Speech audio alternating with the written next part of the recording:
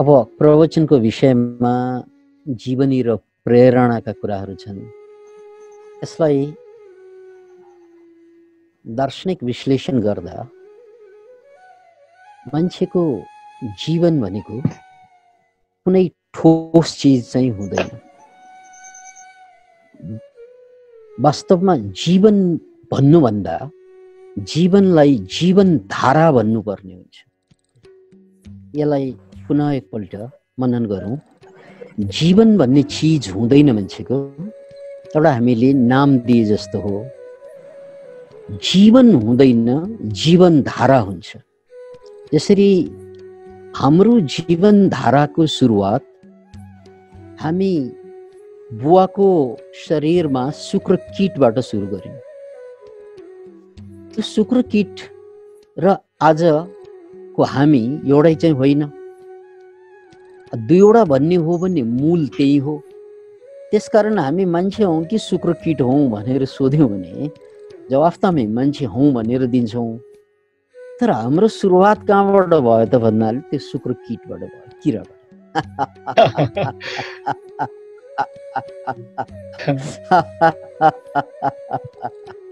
अनि त्यो शुक्रकीट आमाको गर्भमा मासुको डल्लोको रूपमा विकसित भयो।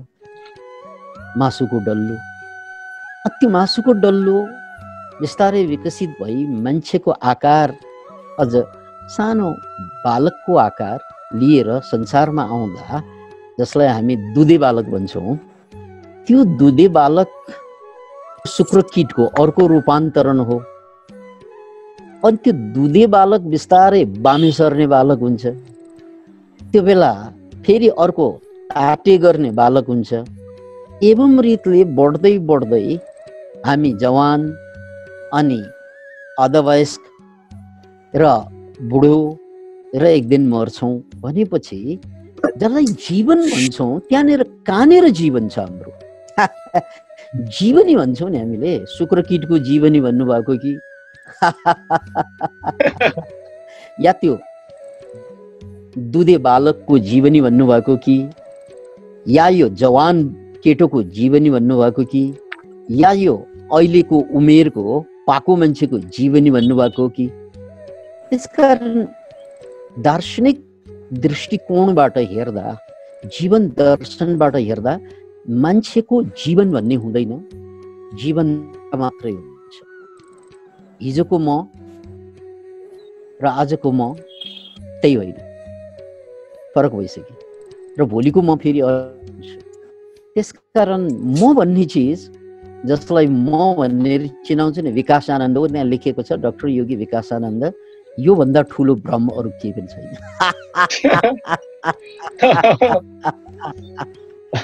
सबै मान्छेको एउटा छिनाउनको लागि, सहज बनाउनको लागि नाम दिइयो र नामले जीवन दर्शनलाई हत्या गर्यो। किनकि नाम त फेरिँदैन, जहिले पनि अब विकासानन्दै रहने भयो नमरेसम्म। जबकि विकासानन्द सानो शुक्रकीटदेखि लिएर मृत्युशय्यासम्ममा 1000 पल्ट, 1,00,000 पल्ट रूप फेर्दै आइरहेको छ, एउटा धाराको रूपमा, सतत धाराको रूपमा। र अब विचारको कुरा गरौँ, त्यो शुक्रकीटको के विचार हुँदो होला? त्यो गर्भभित्रको बच्चाको के विचार हुँदो होला? सानो छँदा हामी पुतली खेल्न कति रुचाउँथ्यौं, आज त्यो पुतली खेल्न मन छैन हामीलाई भनेपछि अबको विचार र त्यो बेलाको विचार फेरिसकेको छ। र आजको विचार फेरि अरू एकजना मान्छेलाई संगत गर्यौं र सुन्यौं भने विचार तुरन्तै फेर्न बेर छैन। एकजना मान्छे एकजना अर्को मान्छेको संगतमा हुनासाथ फेरि ऊ अर्कै भइदिन्छ। जीवन कति कम्युनिस्ट नेताहरू अहिले आएर धार्मिक बनेका छन्, कति धार्मिक मान्छेहरू फेरि कम्युनिस्ट बनेर बसिरहेको पनि हुन सक्छ।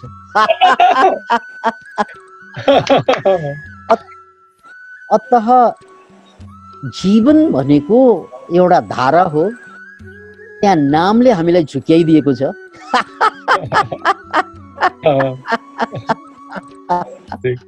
अनि त्यो नामले झुकेपछि त्यहाँ अहंकार जन्मियो। के जन्मियो? अहंकार। र त्यो नै मेरो सबै दुःखको कारण बनिदिन्छ फेरि। मेरो मान, मेरो सम्मान, मेरो पद, मेरो प्रतिष्ठा, म र मेरो, यो दुई कुराको बीचमा, म र मेरोको बीचमा, मेरो यो व्यक्तित्वको बीचमा मेरो अस्तित्व समाप्त भएको हुन्छ। यही कुरालाई सन्त कबीरले आफ्नो भजनमा कसरी भन्नुभयो भने, दुई पाटन के बीच में साबुत वचन कोए, चलती चाकी देखी के दिए कबीरा रोए। चलती चाकी देखी के दिए कबीरा रोए, दुई पाटन के बीच में साबुत वचन कोए। यी दुईवटा पाटोभित्र, जसरी त्यो चक्की भनेको हाम्रो जाँतोमा हामीले गहुँ जौ जे राखे पनि त्यो दुई पाटोको बीचमा त ठुलो पिठो भएर निस्कने न हो उसको अस्तित्व ठुलो पिठो भएर निस्कन्छ। त्यस्तै हाम्रो पनि अस्तित्व दुई पाटोले खाइदियो, एउटा म र अर्को मेरो। अनि यो म र मेरो, म भन्ने चिजै हुँदैन, मेरो कहाँबाट आयो? पत्याउनु हुन्न भने अलिकति यो श्मशान घाटमा गएर कुर्नुस्, म भन्नेहरू क्षण क्षणमा त्यहाँ आइ हुन्छ। उसको घर परिवार सम्पत्ति सबै कुरा छोडेर ऊ जहाँबाट आयो त्यहीँ फर्किसकेको हुन्छ र त्यो क्यूमा हामी पनि छौँ क्या। अहिले कति न चाहिँ अमर पात्र जस्तो है सङ्गत गरिरहेका छौँ, कहिले नमर्ने जस्तो, जबकि हाम्रो क्यू कति नम्बरमा हो त्यो हामीलाई पो थाहा छैन। त्यो पनि कोरोना कालमा त बीचमै चुनिन सक्छ। नम्बरलाई छोडेरै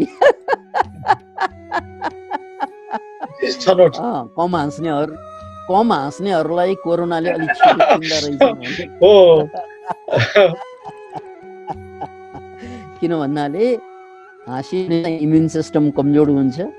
इम्युन सिस्टम कमजोर, खुसी भयो भने बलियो हुने हो, दुखी भयो भने कमजोर हुने हो। र दुखी मान्छे कोरोनालाई असाध्यै मनपर्छ।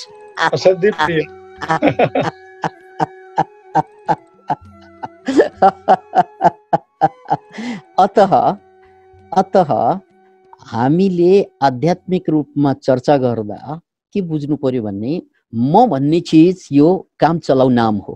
म भन्ने चिज छैन भन्नुपर्छ। म भन्ने चिज छैन, किनकि शुक्र कीट पनि मै थिएँ, दुधे बालक पनि मै थिएँ, काखे बालक पनि मै थिएँ, त्यो तरुणको पछि पछि लाग्ने पनि मै थिएँ, आज बुढो भएर खोक्ने पनि मै हुँ भनेपछि कहाँ कतिवटा म थियो? कुन म चाहिँ म हो फेरि? त्यसकारण मेरो जीवनी भन्दाखेरि एउटा धोका हुन्छ भनेर मेरो कुनै जीव छैन भन्न लाग्छ। कसैलाई भ्रम छ भने बधाई छ। किनकि मान्छे कार्टुन त खुसी हुन्छन् भने हाम्रो भ्रमको कथा सुनेर खुसी हुने पनि धेरै हुन्छन्। अतः यो जीवनधारा, अब त्यो जीवनधारामा के भयो भन्ने अलिकति मात्रै भन्ने हो भने, अलिकति अब त्यसलाई जीवनी भन्नुहुन्छ यहाँहरूले। यो शरीर, यो जुन शरीर अहिले यहाँले देखिरहनु भएको छ, आधा जति चाहिँ दाढीले छोपेको पनि होला यो अनुहार, यो शरीरलाई 2018 साल आषाढ 2 गते काठमाडौँको गणेश मन्दिर, छत्रपाटीको गणेश मन्दिरबाट उठाएको हो साल नाल सहित। तर त्यो शरीर त कता गयो, किनकि त्यो बेला दाढी थिएन, अहिले भयो।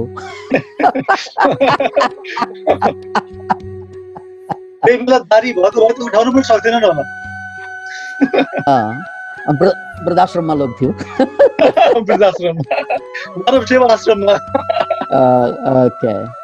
अनि त्यहाँबाट कहानी सुरु हुन्छ जीवनी, जसलाई जीवनी भन्छ मेरो। र जुन परिवारमा हुर्किएँ, जसले मलाई हुर्काइयो, त्यो नेवार परिवार थियो। र परिवारमा कुनै बेला धनी परिवार अनि फेरि गरिब भएर बसेको, त्यसकारण अत्यन्त सङ्घर्ष थियो। घरबाट पैसा आउँदैन थियो, आफैले कमाउनु पर्थ्यो। त्यो 5 वर्षको बच्चा 4 वर्षको बच्चा पोखरीमा गएर नदीमा गएर माछा मारेर सडकमा माछा बेचेर पनि पैसा कमाउँथ्यो। त्यसरी पाएन भने चाहिँ त्यो बारीमा गएर जे भेटाइन्छ चोरेर ल्याउने बेचेर पनि पैसा कमाउँथे, चिट्ठा हालेर पनि पैसा कमाउँथे। कमाउनु परेको थियो क्या। अनि अब 4 वर्षको बच्चाले मजदुरी गर्ने त कुरा आउँदैन, 5 वर्षको बच्चा 6 वर्षकोले। त्यसकारण सजिलो चोरी गर्नु।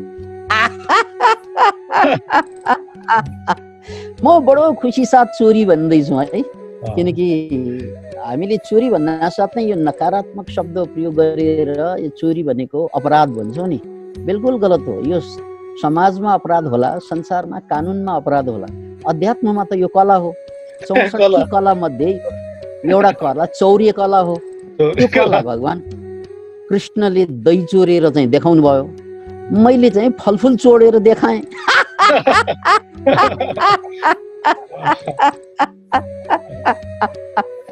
किनकि दुनियाँमा सबभन्दा ठुलो कलाकार चोरहरू नै हुन्।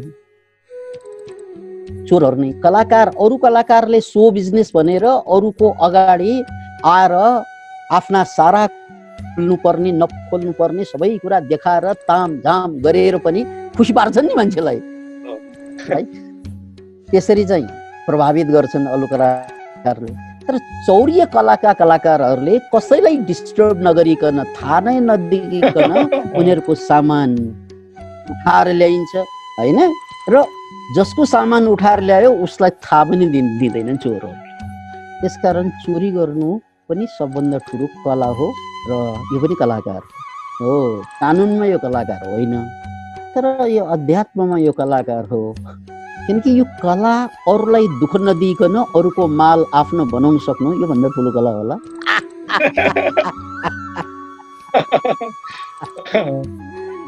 ओके ओके, यो 10-12 वर्षसम्म मात्रै गरियो है फेरि। किनकि मैले भने जीवन भनेको धारा हो, धारा क्या, सतत धारा।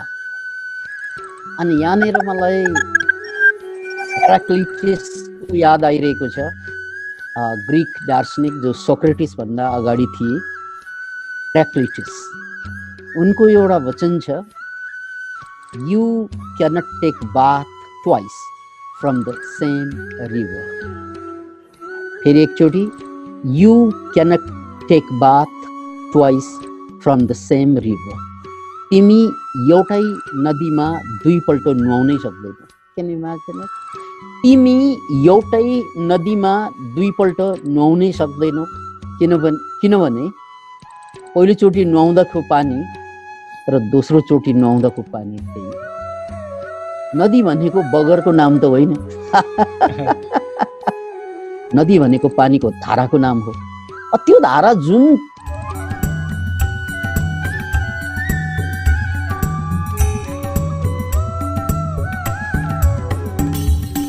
पहिलो खेपमा जुन धारा हुन्छ पानीको, दोस्रो खेपमा त्यही हो। त्यसकारण you cannot take bath twice from the same river. तिमी एउटै नदीमा दुईपल्ट नुहाउन सक्दैनौ। त्यस्तै यसैलाई साँचो मानेर के भन्दैछु भने, you cannot meet same person twice. तिमी एउटै मान्छेलाई दुईपल्ट भेट्नै सक्दैनौ। एकचोटि भेट्दाखेरि एउटा भावमा हुन्छ, अर्कोचोटि भेट्दा अर्कै भावमा हुन्छ, अर्कै मान्छे भइसकेको हुन्छ, थोरै थोरै अर्कै हुन्छ। चेन्ज। त्यसैले एउटा कालखण्डमा मैले 10-12 वर्षमा जुन चोरीमा बिताएँ नि समय, त्यो चौर्य कलाको प्रयोग गरेँ। त्यसलाई राम्रो भाषामा भन्दा, पोजिटिभ ल्याङ्ग्वेजमा भन्दा। अनि 12 वर्षको उमेरदेखि फेरि पेन्टिङ कलामा आएँ। त्यो कलाबाट यो कलामा स्थानान्तर भयो। कलाको रूपान्तरण भयो। अनि त्यो पेन्टिङ कलामा, पेन्टिङ कम्पिटिसनमा भाग लिँदै जाँदा प्राइजमाथि प्राइज पाएँ। किनकि चोरीमा त प्राइज पाउँदैन थियो, पक्रियो भने सजाय पाइन्थ्यो। त्यसकारण त्यो कला मान्छेले नबुझ्ने रहेछ। कदरै हुँदैन, सम्मानै हुँदैन। त्यसकारण मैले कला फेर्ने। अनि त्यो चौर्य कलालाई अब पेन्टिङ कलामा लग्दा प्राइज पाउन थाले कि ओहो सम्मान हुने कला त यो रहेछ, राइट? किनकि चोरी गर्न जति गाह्रो छ पेन्टिङ गर्न अलि सजिलो छ। चोरी गर्नलाई जति साहस चाहिन्छ पेन्टिङ गर्नलाई त्यति चाहिँदैन, राइट? त्यसकारण अलिकति जोखिम कम कला रहेछ यो। अनि यही कला पछि चाहिँ बजारमा बेच्न थालेपछि पैसा पनि आउन थाल्यो, अनि मान्छेले चाहिँ सम्मान पनि दिन थाले। पुरै कलामा त गाली गर्थे, अब पेन्टिङ कलामा, चित्रकलामा पछि त यही पेन्टिङ कलामा फर्स्ट प्राइज पाएको कारणले रसिया बस्ने मौका पाएँ। ल हेर्नुहोस् त, एउटा कलाबाट अर्को कलामा आउँदाखेरि मान्छेले कहाँदेखि कहाँ पुर्याइदिँदो रहेछ मान्छेलाई।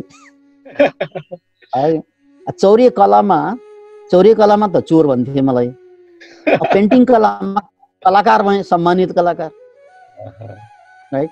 अब त्यो मान्छे र यो मान्छे फरक भयो, राइट? अब पेन्टिङबाट म रसिया बसेँ, रसियाबाट नेपाल फर्कँदा एउटा सपना थियो। किनकि रसियामा मैले लेनिनको, मैले भनेको यो शरीरले है फेरि, म भन्ने हुँदैन भनेर यहाँलाई भने, त्यो बेलाको मैले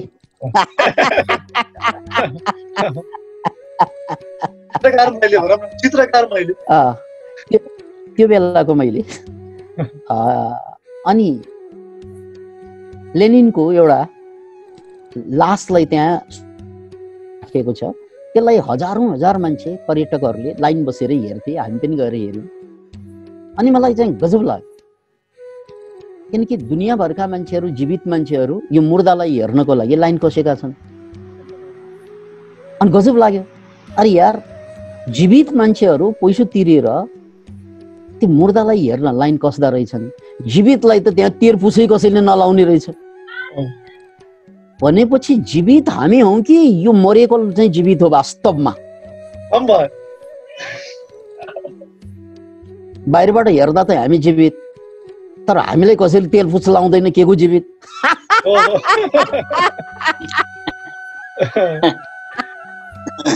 अनि यो मुद्दा जसलाई कि दुनियाँभरबाट चाहिँ मान्छे आइरहेको छ, जीवित त यो पो, जीवित त यो पो हो, म त मरेको रहेछु। जीवित हुनु त बाँकी रहेछ, जिन्दगी त खोज्न बाँकी रहेछ, जिन्दगी त बनाउन बाँकी रहेछ। अहिलेसम्म जसरी बिताएँ त्यो त मुर्दा भन्दा बदतर रहेछ। यो फिलिङ्स जाग्यो त्यो बेलाको ममा। अनि त्यही बेला अब म महान चित्रकार बन्छु, रेम्ब्रान्ड जस्तो बन्छु, यस्तो मानसिकता थियो। नेपाल आउँदा पेन्टिङ गर्दै गर्दा खुदा को कुछ और ही मंजूर था भन्छ नि हिन्दी फिल्ममा। मैले त्यो बेलासम्म बुझेको त के थिए भन्नाले, मैले भनेको यो व्यक्तिले, यो शरीरले त्यो बेलासम्म बुझेको के थिए त भने चित्रकार बन्छु, महान, संसारकै महान, किनकि जानेको त्यही थिए। तर खुदा को कुछ और ही मंजूर है। यसलाई के भनिन्छ? कर्म विपाक भनिन्छ अध्यात्ममा, खास गरी बुद्धको भाषामा। किनकि मैले चाहेको एउटा हुन्छु तर हुने अर्कै भइदिन्छ। किन भन्नाले मैले अहिले जे चाहे त्यो नहुनुको कारण पहिले गरेको कर्म त मैले बिर्सेँ, पूर्व जन्मका कर्म। त्यो कर्म अनुसार त मैले फल पाउने हो। म सुन्तलाको, म कागतीको बिउ रहेछु, अनि माटोमा गएर आँपलाई हेरेर म पनि आँप हुन पाऊँ भन्दैमा कहाँ आँप हुन्छु र? पहिल्यै चाहिँ सुन्तलाको या चाहिँ कागतीको बिउ भएर जन्मेर अब आँपलाई देखेर दङ्ग परेर अब यसपालि त आँप हुन्छ है हुन्छ आँप।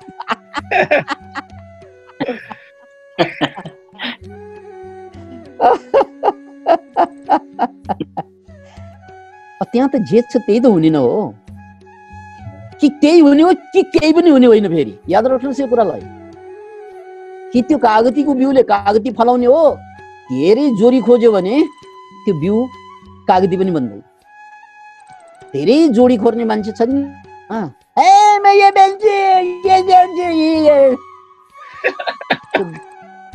बिउ पनि त चाहियो नि यार, महत्वाकांक्षाले मात्रै हुने हो र क्या हो? महत्वाकांक्षाले मात्रै सबै हुने हो भने अहिले सबै बिल गेट्स बन्थे यहाँ। महत्वाकांक्षाले मात्रै हुने हो भने आध्यात्मिक क्षेत्रमा अझ सबै कृष्णमूर्ति जस्तो या ओशो जस्तो या अहिलेको सद्गुरु जस्तो फेमस हुन चाहन्थे।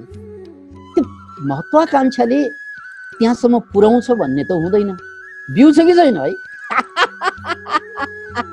भ्यू कति छ, खर्च कति छ, हैन? गाडी गुड्नलाई पनि तेल कति छ, तेल जति छ त्यति त गुड्ने हो, राइट? अतः मेरो इच्छा, मेरो आकांक्षा त महान चित्रकार बन्नु थियो, तर खुदाको कुछ और ही मंजूर था भनेको कर्म विपाक अर्कै थियो, कार्मिक इस्यु अर्कै थियो। त्यो कार्मिक इस्युको कारणले गर्दा मलाई पेट दुख्यो, कब्जियत भयो, डाक्टर कहाँ गइयो, औषधि खाइयो, खाउन्जेल निको, त्यसपछि कब्जियत चालु, त्यसपछि फेरि वैद्य कहाँ गइयो, पाचक खाइयो, खाउन्जेल निको, खानु छोडियो, रोग चालु। यसरी एकपछि अर्को डाक्टर वैद्य खोज्दै जाँदा काल भएर लौखा अब कलाकार त नहुने भइयो। किनकि म त यो पेटैले मार्ने हो कि क्या हो, मलाई शङ्का पो लाग्न थाल्यो। 1 वर्ष निको नभएपछि त कब्जियत 7 दिनमा एकचोटि टोयलेट जान्थे मान्छे, 7 दिनमा साप्ताहिक पत्रिका निकाल्छन्, म दिशा पनि निकाल्न नसक्ने भइदिए। अब त्यसपछि त के गर्ने त अब भन्ने अलमलमा, कन्फ्युजनमा बने क्या। मान्छे कन्फ्युजनलाई चाहिँ नराम्रो मान्छन्, तर कन्फ्युजन चिज अरू केही पनि छैन। किनकि कन्फ्युजन भनेको एउटा स्टेटबाट अर्को स्टेटमा जान अगाडि आउने अवस्था हो। त्यो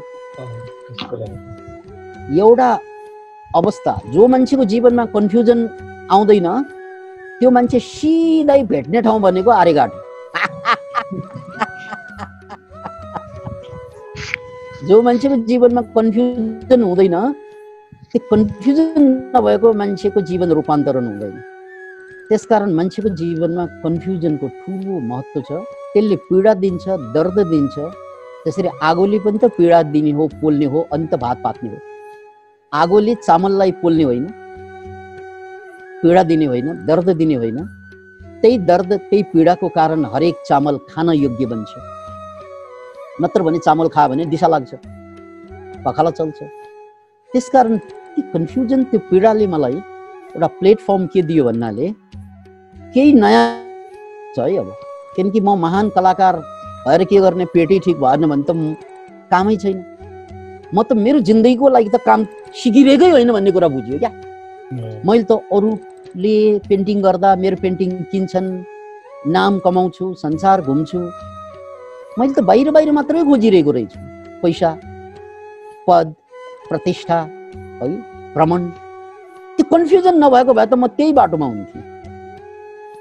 मलाई नराम्ररी कन्फ्युज केले पारिदियो, कब्जियतले। म साह्रै कन्फ्युज भएँ। अब महान कलाकार बन्ने इच्छा चाहिँ बिस्तारै मर्दै किन गयो त भन्नाले कलाकार भएर त चाहिँ कब्जियत पनि नजाने रहेछ।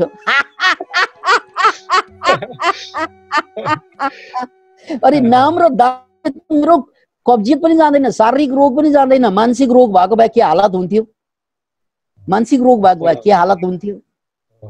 अरे यार, दुनियाँमा मान्छे चाहिँ पछाडि, पदको पछाडि, कलाको पछाडि, शिक्षाको, सत्ताको पछाडि लाग्छन्।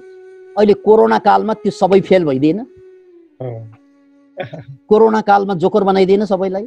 ल धनले के गर्ने गरेर देखा, पदले के गर्ने गरेर देखा, शिक्षाले के गर्ने गरेर देखा। अरे यार, जानेका सबै प्रयोग गरेर देखा न। अहिले तैँले सिकेका, तैँले जानेका कुरा एउटा नदेखिने भाइरसले चाहिँ ठुस्स उडाइदिन्छ, ठुस्स उडाइदिन्छ। Can you imagine? अरे यार, भाइरसले समेत सिध्याइदिन सक्ने चिज बनाएर बसेको रहेछु। होल लाइफको कमाई भनेको एउटा भाइरसलाई जित्न नसक्ने के को कमाई बनाएर बसेको। यार, यो बोध त मलाई त्यही बेला त्यो कब्जियत लाग्दा आजभन्दा 40 वर्ष अगाडि नै भइसकेको थियो। Can you imagine? म कन्फ्युजनमा नगएको भए आज म पनि फ्री हुन्थेँ। आज म पनि चाहिँ अरू मान्छे जस्तै कति भारतीयले त नेपालमै आत्महत्या गरिसके, दुनियाँको हिसाब अहिले लगाउँदै गरौँला। धेरै पीडा भएपछि सोच्ने त्यही हुन्छ, तेरि के बाँच्ने, अब 2-4 वर्ष यस्तै रहने रे, ऋण कसरी तिर्ने तपाईले? अब 2-4 वर्ष यस्तै हुन सक्छ, अरे त्यो पनि खतरा छ, कसरी बाँच्ने? सोशल डिस्टेन्सिङ रे, कसैलाई भेट्नै नहुने, हुँदा हुँदा परिवारमा नै डिस्टेन्सिङ रे। यो रह्यो भने त जिन्दगीको अर्थ के रह्यो? अब पैसा के काम त्यहाँ, पद के काम त्यहाँ, शिक्षा के काम त्यहाँ, जिन्दगीभर कमाएका कुराको त कुनै अर्थै रहेन, राइट? त्यो त मलाई त्यो 18 वर्षको उमेरमा जब कब्जियतले धक्का दियो, त्यही बेला मलाई बोध के भइसक्यो यो व्यक्तिलाई भने कि जिन्दगीमा मैले महान बन्ने, कलाकार बन्ने, धेरै पैसा कमाउने भन्ने एउटा सानो रोगलाई पनि ठिक पार्दै बाटोमा लाग्दै रहेछु। त्यसपछि चाहिँ अनि मैले के बुझेँ, बाटो मैले बदल्नु पर्छ, नत्र भने मैले कहाँ बाटो बदल्छु त? पैसा आएको, नाम आएको बाटो कहाँ बदल्छु? रसिया बसेर आएको त्यो 18 वर्षकै उमेरमा। त्यो बेलादेखि मैले बाटो बदल्नु पर्छ भन्ने मलाई लाग्यो। अब कसरी बदल्ने थाहा थिएन, के गरेर बदलिन्छ त्यो पनि थाहा थिएन। म भौतारिँदै थिएँ। अनि पढ्ने बानी थियो, इन्डियन लाइब्रेरीको म मेम्बर थिएँ, ब्रिटिस काउन्सिलको म मेम्बर थिएँ, अमेरिकन लाइब्रेरीमा चाहर्ने गर्थेँ काठमाडौँमा। अनि त्यहाँबाट एउटा किताब भेटाएँ इन्डियन लाइब्रेरीबाट, जीवन और सुख, शिवानन्दको। त्यो किताबमा लेखेको यो गलत आहार, गलत विहार, गलत विचार, 3 चिजले रोगलाई, 3 चिजलाई करेक्सन गरे रोग भाग्छ, सिम्पल। अनि त्यसपछिबाट योग गरियो, योगबाट ध्यान, र त्यो ध्यान गर्दै जाँदा जनकपुरमा जुन समाधि घट्यो, त्यसपछि पुरा जीवन रूपान्तरित भयो सधैँको। एउटा कलाकार मर्यो र अब योगीको सुरुवात।